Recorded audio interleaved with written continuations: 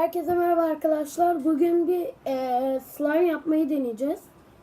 İhtiyacınız olanlar bir sabun, sıvı sabun, bir şampuan, her marka şampuan olabilir, bir kaşık ve bir kase.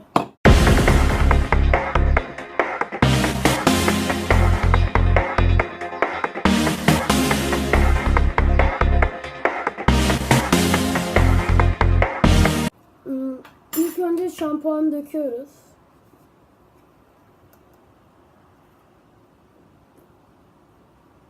Evet. Ben de ilk kez deniyorum slime yapmayı. Ve biraz sıvı sabun döküyoruz. İkisi de göz kararı. Evet, karıştırıyoruz. Evet arkadaşlar, böyle bir şey oldu. Bence slime'a benzedi yani.